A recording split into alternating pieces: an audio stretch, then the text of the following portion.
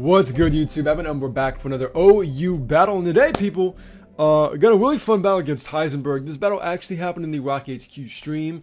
If you're not following us on Twitch, excuse me, you definitely should be. Link is down below. If you haven't heard, we have revamped the Rocket tier system. It is now point-based and run entirely through Twitch. So if you want to become a grunt, be sure you follow us on Twitch and you'll already be a part of Rocket HQ. But yeah, this was an OU battle that happened recently.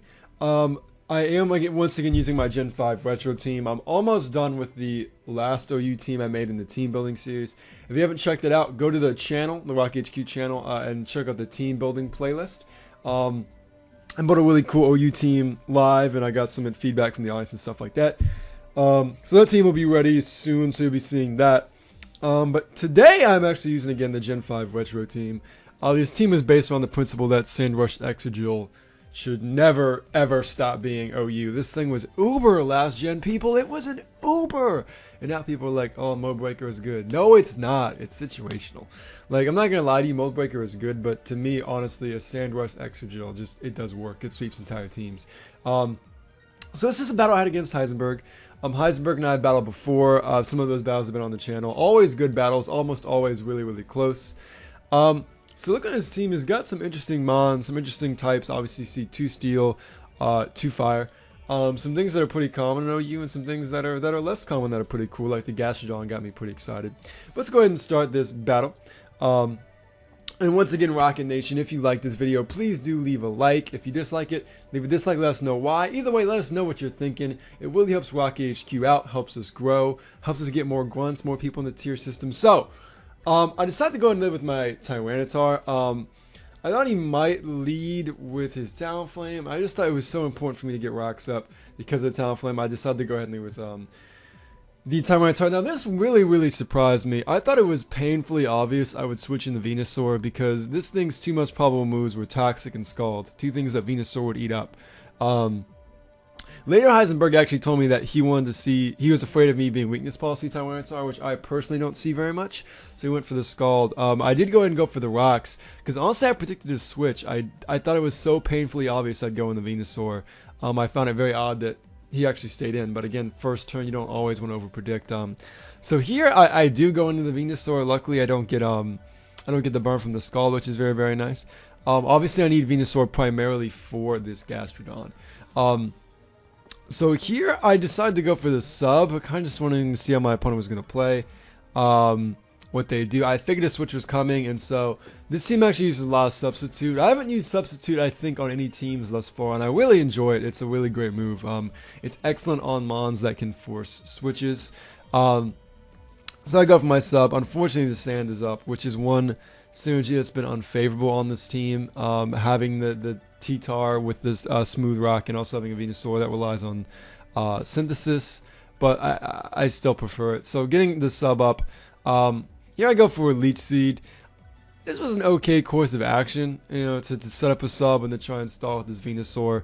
At this point, honestly, both Heisenberg and I are playing fairly lazy. There's not a whole lot of predicting going on. It's just kind of very, just, you know, automatic. So here he goes for a defog, obviously getting those rocks away because he does have the Talonflame.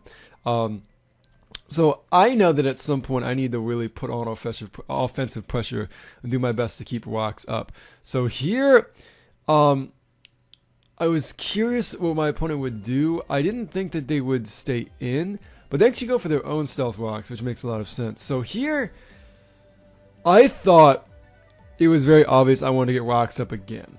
So I thought Heisenberg would honestly stay in here and go for a defog, trying to get rid of the rocks I was going to put up again. I didn't think he'd switch out his Skarmory because I'm honestly not a huge threat to him. He doesn't know what T-Tar I am. But surprisingly and unfortunately, he does in fact switch out, which is very unfortunate for me, because I actually reveal here that I do carry the Fire Blast, hoping to catch the Skarmory with that Fire Blast. Obviously, if I can get rid of the Skarmory and keep rocks up, that's kind of my main offensive objective here. Lucky for me, I do get the burn right there. But unfortunately, Heisenberg is able to bring in his Gastrodon on my Tyranitar. Now, obviously, Venusaur is not really in the best place, but because I brought T-Tar up while the sand was already going, I have very few sand turns left. Here I know I can live one Scald because I am specially defensive and the sand is up. So I do decide to just stay in. I'm not afraid of the burn because I really only need this thing for Fire Blast and I'm already toxic. So I go for the Stealth Walks just to get him back up. And here I almost went for another Fire Blast, predicting Heisenberg to bring in the Skarmory again. But honestly, he hasn't been playing in a way that makes me think that's a probable move. Like I said, at this point in the match, for whatever reason, we both were just, in my opinion, playing very automatic. Not a whole lot of predictions going on. No real impressive plays. Just kind of clicking buttons. Like, we're going through the motions. Here you see, like, again, he's just going for a Scald, not predicting switches. But luckily for me, this is actually the last turn of Sand, which is why I brought Vina in like that. I don't know if Heisenberg was counting, but if they were counting the sand turns, I think it was even more apparent that Venusaur would come in. So this is actually a huge, huge juncture in the match. Because the sand is down, it is incredibly obvious I want to either Giga Drain or Synthesis. Because it was painfully obvious I wanted to do that, I figured that this was going to be the moment that he brought in his Skarmory. And that is exactly what happened. So I actually pull a double back in the T-Tar. You know, up until this point, we've been playing very automatic, no real predictions. But I thought it was so obvious that that play was going to happen. I felt comfortable taking the initiative and trying to get some offensive pressure. So now I'm in a great place. I've got my T-Tar, but I've already showed the Fire Blast. Remember, Heisenberg has an amazing defensive core on this team. He's got Heatran with Flash Fire and Gastrodon with Water Absorb. So here I thought it was very, very obvious that he's actually probably going to try and catch me with that and go into the Flash Fire Heatran. And so I believe I actually go for I either go for Rocks or Rock Tomb here. What do I go for? Let's see. Balloon, yes. Oh, no, okay, I pull a double. So yeah, or a triple. So predicting the Heatran to come in, I actually go into my Swampert. I could have gone to Exegil, but a Balloon was very, very probable. So I go into Swampert here. And now I know Heisenberg has a Gastrodon. He's going to go probably into his Gastrodon. So I end up going for an Ice Punch because it's neutral on Gastrodon. It's obviously very weak to Heatran, but it will break the Balloon. And that was my main priority, because if I break Heatran's Balloon, Exegil can destroy it later. So I just wanted to make sure the Balloon was broken. That's why I didn't go for Earthquake. I didn't go for Waterfall, because this was a very likely switch. So here, because this thing is burned, I decide, honestly, I'm very comfortable just staying in here and going for Earthquakes. I know it'll do a decent chunk. You see it does do a large chunk there. This also allows me to stall out sand turns if I need to. Excuse me, I just got something in my throat.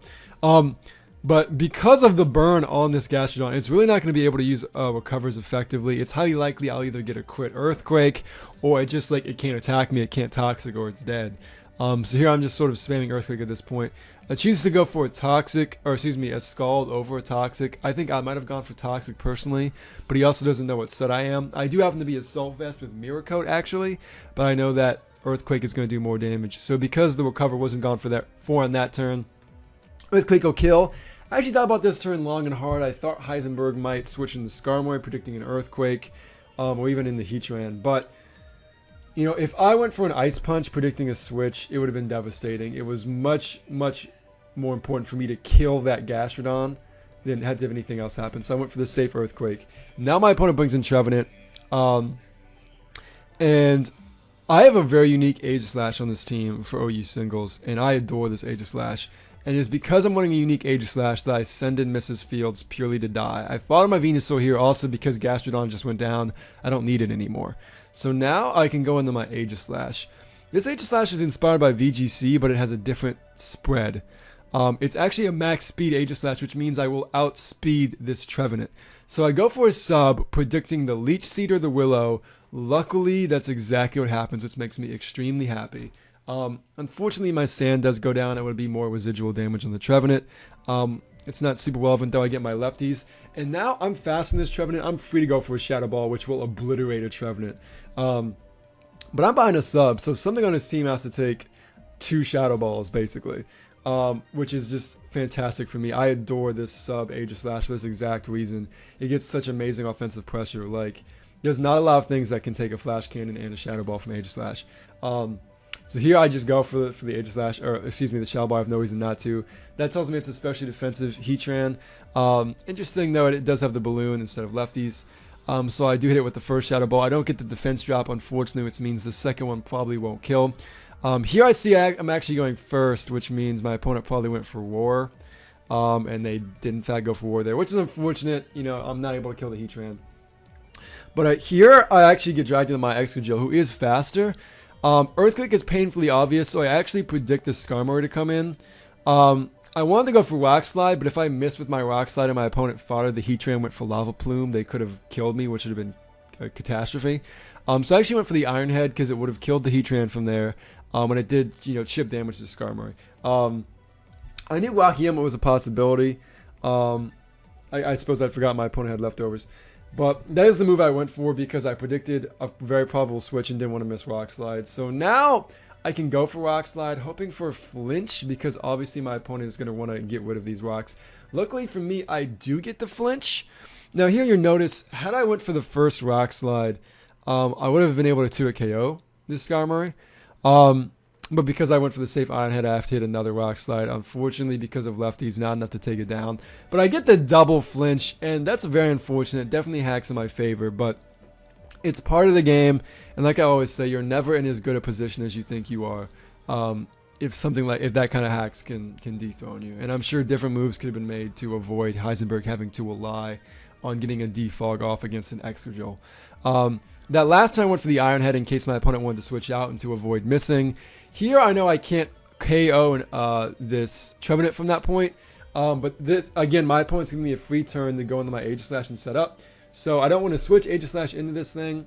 So instead I go into Swampert, purely for the intention of following Swampert to get a free switch into my Aegislash.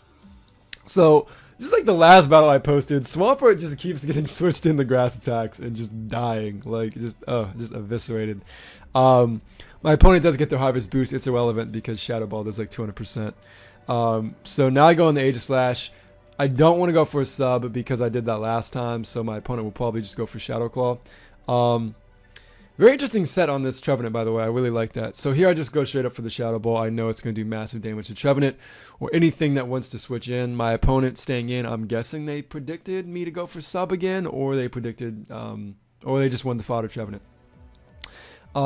So, yep, Aegislash, I'm telling you, this Aegislash with sub, it's fantastic in max speed. I love it, no use singles. I think it's the best possible Aegislash to run.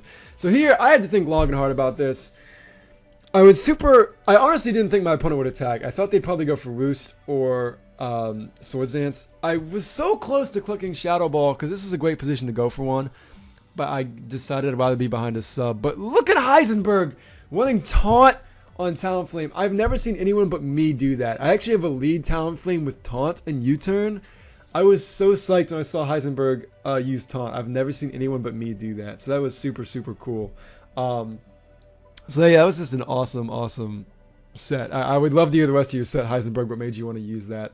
I've never seen anyone but me use a Taunt Talonflame, so that was super cool. Here I go into T-Tar to fodder it, get some recoil on the Talonflame, get some sand recoil up as well.